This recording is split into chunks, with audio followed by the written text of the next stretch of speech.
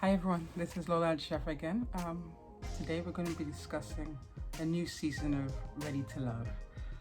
Last week we had the, like the one they kind of go through the characters or personalities they're picking, so I didn't really want to review that. But before we can start, housekeeping rules. Remember to like the video, make a comment, share the video, and please subscribe. So let's kind of jump into it. It shouldn't take too long this week because they still haven't kind of gotten into the meat of it. So pretty much this is season 3, episode 4. The name of this episode is called Mixer and Mingle. And so pretty much everyone's kind of getting together, meeting each other for the first time. And of course this cast is now once again for the next season. It's in Houston again. So pretty much first thing that comes into the frame, we have Diedrich, who is the chef, 47-year-old male. I believe he's the one who has 2 older children and is looking for a woman to bear him some XYs. All right, so it comes in scene looking nice, sky blue suit. Okay, that's fair enough. Next person comes in is Stacy. She's the insurance agent, 39-year-old female who's been, I think she was married or relationship for, maybe 17 years, divorced for a little while. Of course, she's now looking for someone. She was one, I believe, who was married to a bowler. I can't remember if it was basketball or football anyway. So now she's young, free, ready to mingle. So she comes in. She's looking cute, nice, fair enough. Has a good conversation going on with Diedrich. Then, of course, David, the 44-year-old. I think he's real estate and he officiates weddings, comes in. They have a nice little conversation. That goes well. Next person coming in is Venetia. She's the attractive, single mother of 3, I believe. They have another conversation. So everyone's just kind of coming in, filing in. And so what I'm what kind of stood out for me. So of course, one of my favorites has been, I guess, second episode going, Joel. Joel is the gentleman, 42-year-old male who's from New Orleans, and he lost his wife to cancer, has 2 young children, comes in. Coming in with his shirt buttoned down almost to his waist, so he must think that this is, back in the day, like when Elvis did his stuff, or what's that show? I can't remember the name of the show. But anyway, the button down to the waist has been gone a little while, sir. But that's okay. I'm not gonna judge you. You still look nice. So he comes in, and then so everyone kind of starts filing in. Then I realized, I think one of the things I noticed was, what's her name? Alexis. Alexis comes in, she looks nice in some peach-colored outfit, but she sets her eyes on Jason, the teacher. She makes a beeline for him. So apparently they know each other. He was her son's basketball teacher or basketball coach. And so she beats him, goes in and says, hey, I've kind of had my eye on you. Honestly, at that point, she seemed a little thirsty, but I know they have to put themselves out there. So I'm not going to give her that title yet. We'll see as this goes along if that was the case. So going on, they have that conversation. They have all the other characters coming. Of course, one of my least favorite right now, Troy, 51-year-old male who's I think like a general regional manager of some sort, comes in, in the burgundy suit with like the black low trim, black tie. He's really feeling himself, but I'm not impressed. And neither is Ida, I believe. Ida was not feeling Troy whatsoever. She saw right through him, but that's another story. So for me right now, we'll put a little X next to Troy. He seems a little suspicious, but we'll see how it goes. And then what I noticed he's doing as well is he's offering, so what would you like to do if we go on a trip? Because I know he said something like that to Chrysanthemum, as well as I believe it was Alexis. He did sell that, let's go on a trip kind of situation. I'm gonna keep moving. So Chrysanthemum's next into the frame. She's in like a sky blue little cocktail dress. She looks cute, but she looks like she's gonna be trouble. She's walking around. It is what it is. So she seems to be a favorite with the guys. We're gonna see how that rolls. Next person up, let's talk about AJ. AJ is not necessarily a favorite of mine. At this point, I'm looking at him like he's, maybe coming up a little too smooth, and he is a favorite with the ladies. Talk about the chocolate head. I don't know. I'm not sure what they're seeing, but we'll leave it at that. I'm not going to judge him too much, but I'm just going to kind of leave it open. Let's go with that. Next person that I did like from last episode was Liz. Liz is a 40-year-old female who has been single but is the CEO of her company. And this season or this episode, we find out that she actually has a career or past career being part of a gospel group. So she sits down with David, the one who was an officiator as well as real estate as well as investor, and they go back, they do a little harmonizing. Okay, so maybe they wouldn't get a Grammy for it, but they were vibing. They seem to have something in common, a good spiritual foundation, and they're both attractive. So that's a possible match right there.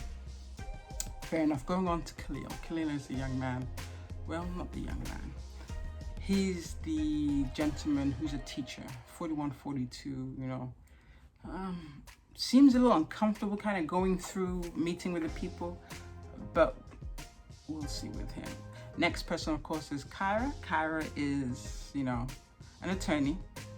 Nice green cocktail dress. I will say with this episode, the beauty, like they all really did get colors that would pop against their skin. I guess that's the beauty of the melanin, because, you know, there were different colors, like the greens, the pinks, magenta, burgundy, you know, just lovely peach, tangerine colors, just beautiful colors that were really sparkling and picked up by the sunshine.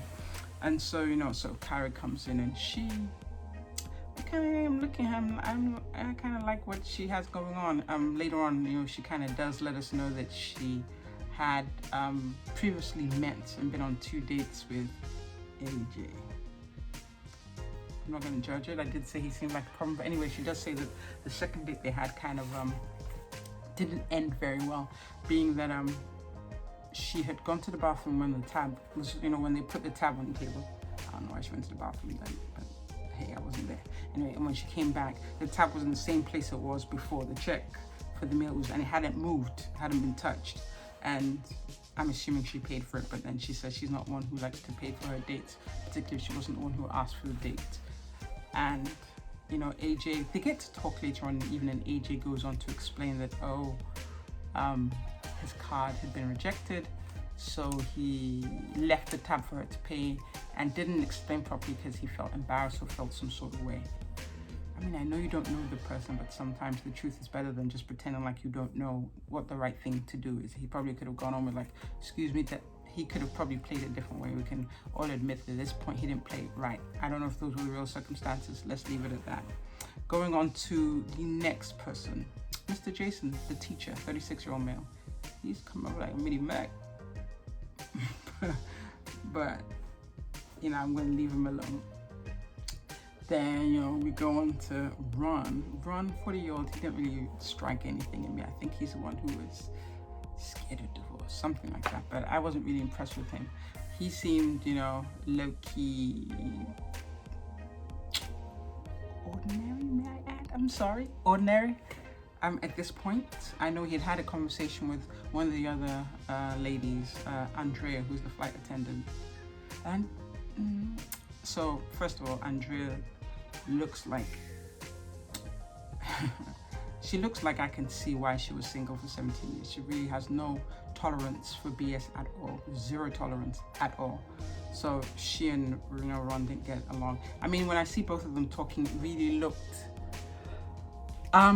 okay, so he's traditional, she's not, but they probably could have had a better flow conversation, but she shut him down. As soon as I think they started talking about children, you know, her maybe, and she's a flight attendant. So in that regard, I did understand him saying that, you know, for having children, most likely you might need to stop doing that particular work. I'm not sure if he was talking about that particular work or her just generally not working at all. Now, I know it'd be difficult to be a flight attendant with young children. I see his point there, but she's going on to say that she feels like he don't want it to be in, you know, work at all. But as soon as she heard that, she clocked him off, and it really did seem like she clocked him off, because literally, you know, she just, I won't say she made a beeline, but she looked at him and said, oh, I see Joel, let me go. Well, the camera pans to Joel. Oh, I haven't spoken with him. Let me go over there and go talk with him. She was off. I thought that was off, particularly with, you meet someone, even if you're not feeling them, there's a way to be polite, you tolerate them, exercise some tolerance, in my opinion, you know, exercise some tolerance and then keep it moving. She literally just shut. Next. I don't know if that's going to work for her. It doesn't seem like a winning formula for her. Ron right now is, like I said, that's how I think of Ron right now, so I have an opinion about him. And then going on to, I know we've talked about Alexis, you know, right now at this point, she's acting a little thirsty because she was, you know, she had a little thirsty moment with our boy Jason, and she had a thirsty moment with Troy, the troublemaker. So let's see how this rolls. It's still kind of all light and everything. Ida, she's a self-confessed, I was raised to believe that you don't need, well, she didn't really say that. What Ida was raised to believe was that she should have her own. I get that. I think in this day and age, every woman should have her own, because then that way you're not dependent on someone to give you a glass of water, to give you a crumb to eat, because then that gives you some negotiating power in a relationship. Because there is a tendency sometimes when one's earning more than the other, or earning everything and you earning nothing, sometimes for that person to literally not treat you respectfully. There's a tendency for that. I'm not saying that's across board, but there is a tendency. So definitely I would be one who would encourage people, especially female, to definitely have something going for her, not just be waiting on, you know, someone to take care of everything else. But I digress. So anyway, Ida is the young lady who, you know, definitely believes in having her own. She definitely is one who said that she knows she's chatty. It appears she seems to be one without, she doesn't have a filter. So she see it, she think it, she says it. Like she come in at the beginning of the episode, I think it was the mailman. Who's the mailman? Christian. She looked at his ankles, like, oh, they're moisturized, which is so random. It's so random. And then she looks at homie, Dietrich, the chef, and I think she says something about, you give me a gay vibe. On replay, Marvin Gaye vibe. That's a way to start.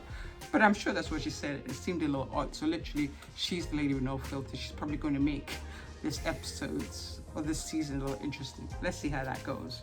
And then going on to Amber. Amber's a 31-year-old attorney. She didn't get much spotlight. I think she was in like a baby pink dress or something. I don't know. The only thing I saw her having a combo with, I think it was Khalil and something, you know, their conversation didn't go anywhere. So let's move on to that. Didn't see really much of her today. Christian, you know, the ladies did say they thought he was attractive, but the reference, they either refer to him, oh, the little one, the little cute one. Little, I don't think a man wants to be referred as little, so. You know, one, they called him little, and then two, they said he wasn't, you know, like, you know, he wasn't outspoken, didn't go for his, didn't possess his space. But anyway, just kind of looking at the whole setup right now, I would say, so far now, at the end of this episode, they've kind of switched things up a little bit. So, you know, initially it would be a guy and then a girl, like one of each sex. But by the end of this episode, Khalil was on the chopping block. I guess they weren't feeling him as much as he thought they were. I thought he might last a little longer because he seemed to be the, you know, strong, silent type. But he was the one who had a track record of, you know, getting into relationships with mean ladies. And then the second person who was put on the chopping block was Christian, the mailman. Oh. You know what? He had a few things, in my humble opinion, that might have counted against him.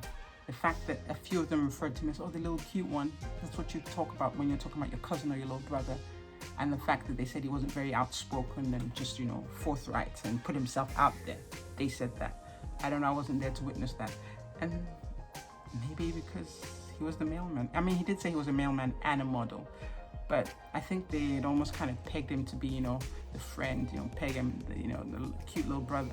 I don't know. But so at this point,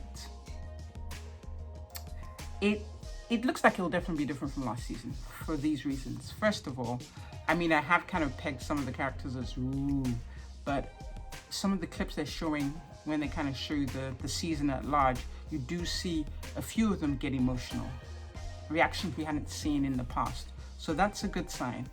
Even with the ones who I considered like, you know, Max, like the mini Max and the dad Mac, and all those seem to have like, even AJ, who I'm judging right now, but might change, had some emotional moments. So it looks like, you know, because the thing is, I would love to see them invest themselves in what's going on, as opposed to last season where everyone was, it seemed like they were all there to push something. There were no real connections. And even the one real connection we thought there was last season turned out to be nothing. So I know, you know, nephew Tommy definitely wants something different. And of course I forget to mention, you know, the plot twist was they brought Chris, KJ, smooth back. So he's back, comes in his tangerine suit. You know, like I said, these bright colors on his brown skin is a beautiful thing to see. Now, how he fares out this season is left to be seen. Let's see if he, you know. But anyways, you know, one more thing. They left at the end of the episode with 10 females and 8 guys. I don't like that dynamic, because what does that do? Hopefully it won't have the females acting little desperate and intense to keep their spot. This is what I don't like about these dating shows that say they're trying to help you date someone, because at the end of the day, it really just looks like they, you know, it's more of a competition than you actually finding your match. So the reality of you really finding someone as opposed to playing the game. Sometimes, I mean, they say it's a balance of playing the game and then finding your match, but a lot of time it just can get skewed towards just playing the game. So if this doesn't work out this season, they really need to find a different way. To me, it doesn't work, because now you've got, you know, 10 females scrambling over 8 guys. It's going to get ugly, and it's going to get ugly quick. So that's pretty much the roundup for, you know, this episode. It's still kind of introducing everyone to us, so they've met. So the real stuff should probably start next season. So once again, everyone, please, you know, like the video, boom, write a little something down, what you think, if you have an opinion about one of the guys, maybe who your favorite guy is, who your favorite girl is, and subscribe. Lola over and out. Thank you.